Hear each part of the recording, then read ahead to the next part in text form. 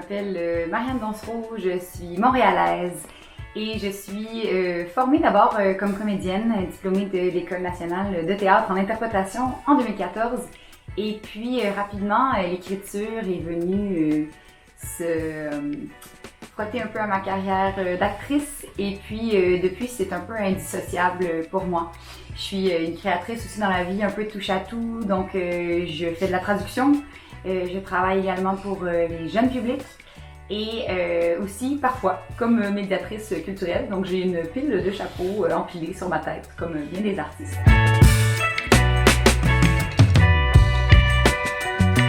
Alors, c'est un projet d'écriture que j'ai d'abord écrit pour un festival au Québec, le Festival des mots de la Rive, qui est basé à Rivière-du-Loup et qui avait comme thème Havre commun, l'édition de cette année-là. Et donc, moi, le thème qui s'est imposé, j'ai fait l'exercice de vraiment travailler avec quelque chose de très personnel, ce qui est là aussi normalement, mais là, il y avait un petit filtre en moins. J'ai vraiment fait une petite rencontre avec moi-même pour savoir ce qui était sur la table.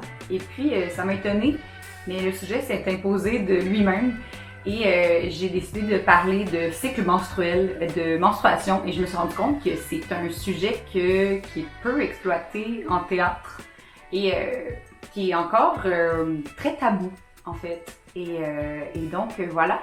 C'est l'histoire d'une fille avec son amie qui revendique le droit de menstruer, d'exister lors de ses menstruations, lors de son syndrome prémenstruel et qui cherche à avoir un espace pour sa santé mentale lors de cette période hormonale qui arrive une fois par mois quand même, ça arrive souvent.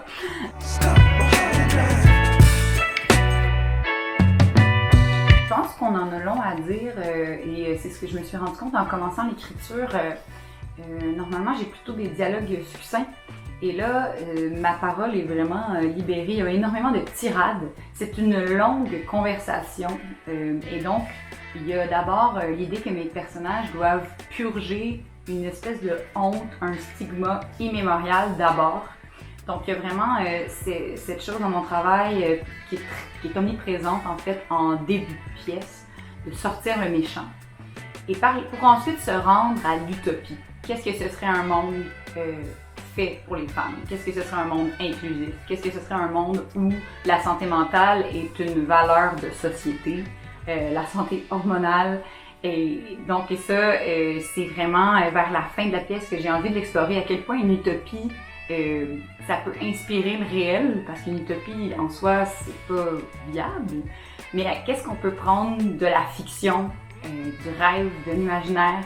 Qu'est-ce qu'on peut insuffler au réel pour avoir des pistes de solutions sociétales, sociales et en termes et pour les femmes et qui est inclusif aussi pour tous les autres genres.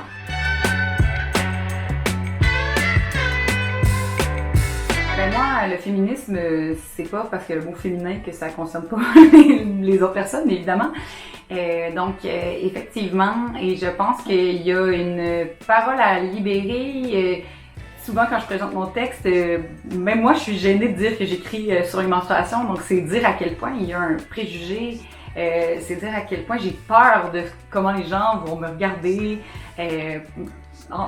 J'ai peur de me faire juger par rapport à ce que j'écris et je me juge déjà un peu moi-même. Donc, c'est vraiment un des rares tabous qui reste encore. Donc, effectivement, tout genre confondu, les femmes, des fois, sont amenées d'en entendre parler. Les hommes, ils ont cette espèce de préjugé un peu de dégoût. Donc, on est vraiment dans des zones pas évidentes. Puis moi, ben, c'est ce qui m'intéresse en théâtre, c'est d'aller jouer dans le bobo, le cancer d'une société. Et ben là, on n'en parle jamais. On dirait que c'est comme acquis. Mais forcé d'admettre qu'il y a plein de problèmes par rapport à ça qui restent encore à régler. Donc oui, ça s'adresse vraiment à tout le monde et j'invite tout le monde dans la conversation avec ce texte-là.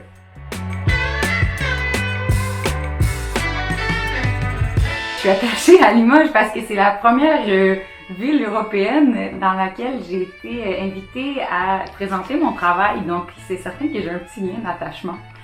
Et de revenir quasiment 10 ans plus tard, ben il y a vraiment, avec une autre, je sens que mon écriture a tellement changé. Je suis tellement plus dans les mêmes dispositions également. J'enligne mon écriture de quelque chose de beaucoup plus social, beaucoup plus porté vers l'espoir. Et je trouve ça intéressant de revisiter un lieu où on a déjà été présenté pour maintenant y être invité à travailler. Donc, ouais, Limoges, pour moi, il y a vraiment quelque chose de l'ordre de... J'ai l'impression qu'on me suit à travers mon parcours d'artiste, puis ça, c'est précieux parce que c'est peu commun, surtout quand on n'est pas chez nous, c'est-à-dire que je suis pas à Montréal. Donc ouais, c'est comme si je faisais des petites coupes dans le temps et que je me retrouve aux mêmes endroits, mais complètement ailleurs.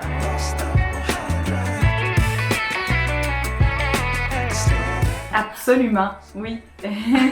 Il sera terminé à ce moment-là et j'aurais bien hâte de voir comment ça va réagir dans la salle.